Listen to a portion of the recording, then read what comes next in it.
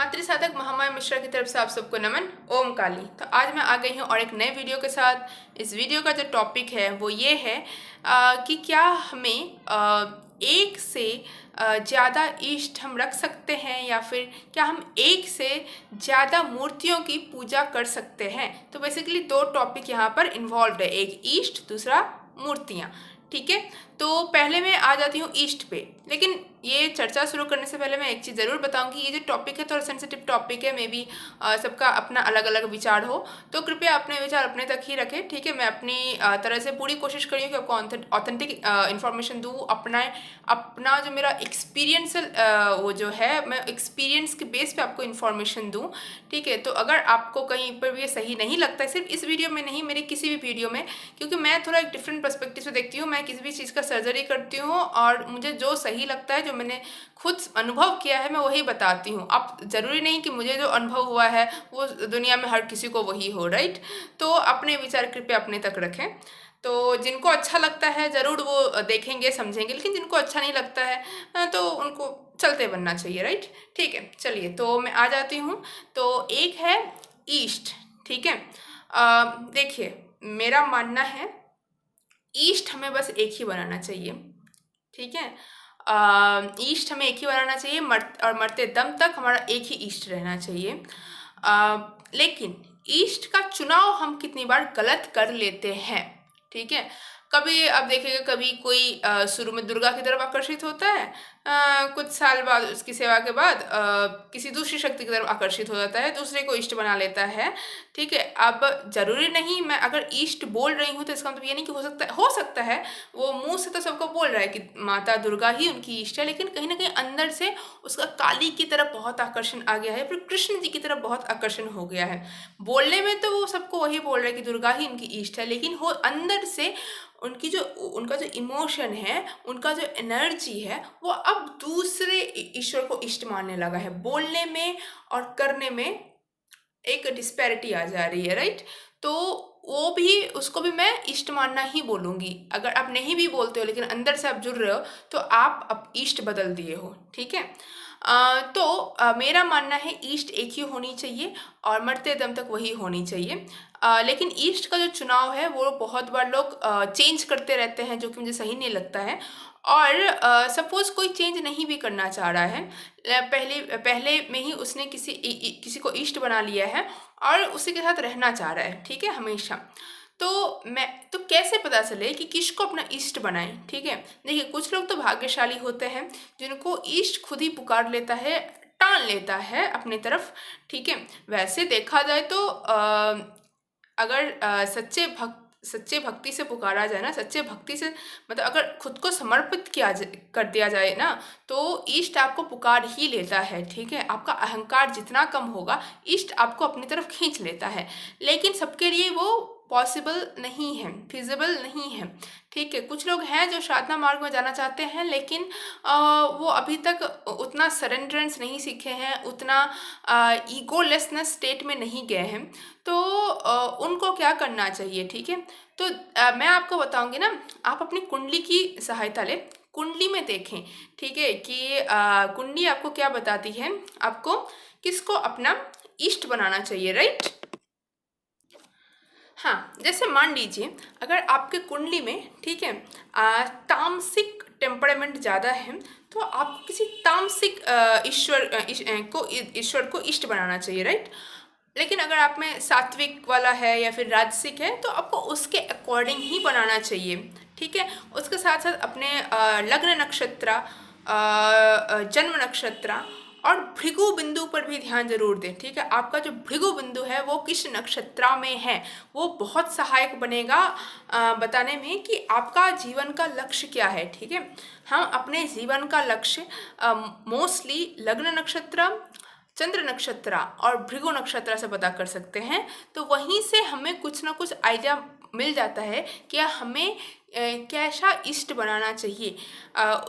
ठीक है, तो क्या होता है ना, इसका लॉजिक ये है ना कि कहीं ना कहीं सपोज मैंने अपनी कुंडली में देखी है, मुझे काली मतलब काली को अपना इष्ट बनाना चाहिए, काली की तरफ मेरा रुझान रहेगा।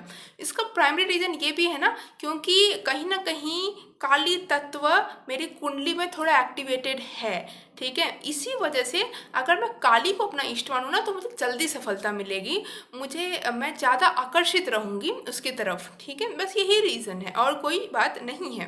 क्योंकि देखिए ज़िंदगी बहुत छोटी होती है, ठीक है। मतलब अभी आप देखो ना, अभी लाइफ एक्सपेक्टेंसी लोगों की 67 या 69 ईयर्स है ऑन एवरेज, पूरा ग्लोब की बात कर रही हूँ, ठीक है। तो हमें ये समझते समझते कि साधना वाधना लेनी है, ठीक है, ऐसे 20-25 साल हो जाते हैं। उसके बाद हम कुछ ही साल साधना कर पाते हैं, फिर एज होने लग जाता है, बहुत लोग नहीं कर पाते हैं।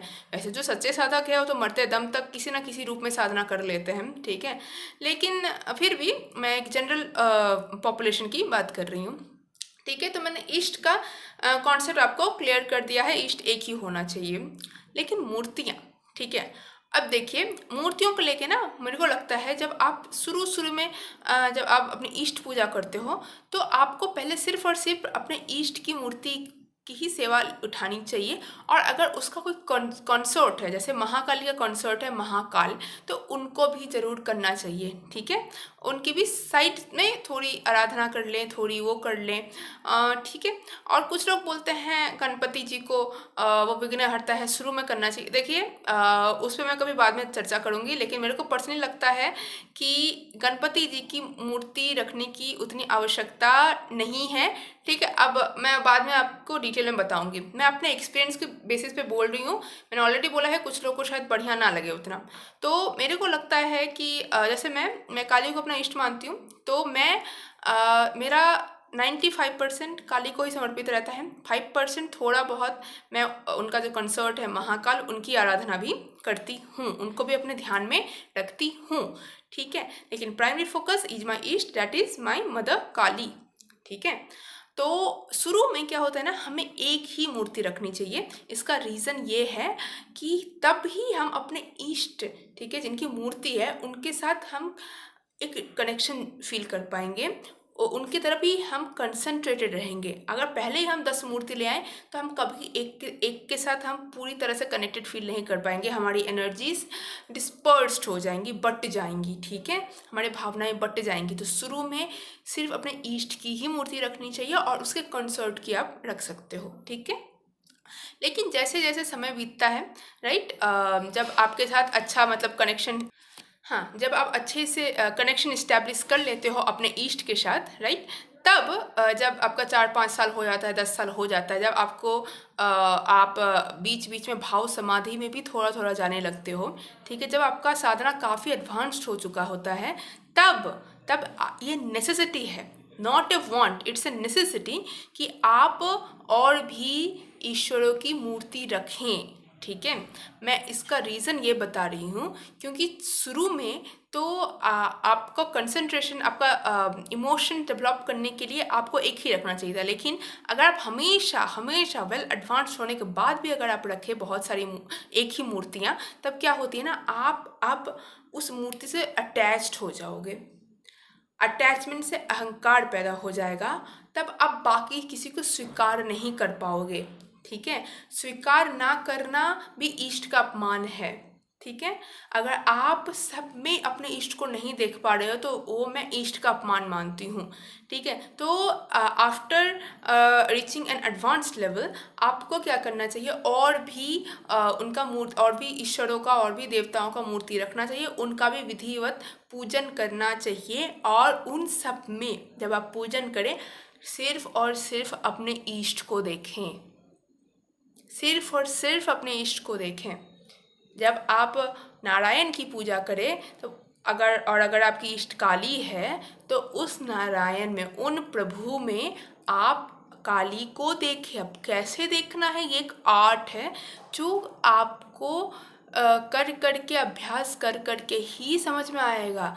लेकिन आपको उस नारायण में भी काली को देखना है, उस कुबेर में भी काली को देखना है, उस लक्ष्मी में भी काली को देखना है, उन सरस्वती में भी काली को देखना है। समझ में आई बात? बहुत डीप लेवल की बात बोली हूँ मैं आपको। पता नहीं कितने लोग ये इतना लंबा वीडियो देखेंगे, लेकिन दिल खोल के मैंने बोल दिया है आपको, ठीक है। तो ये सब बहुत रेयर टॉपिक्स है, बहुत रेयर लोग इसको डिस्कस करते हैं। तो आज का वीडियो मैं इतना ही रखती हूँ, जितना मुझे इन्फॉर्मेशन डिलीवर करना था मैंने कर दिया है। उम्मीद है कि कुछ तो आपका पर्सपेक्टिव चेंज हुआ होगा, कुछ आपको नया शायद जानने को मिला होगा। तो बस इतना ही रखते हैं। भगवती सब पे कृपा करे। ओम काली।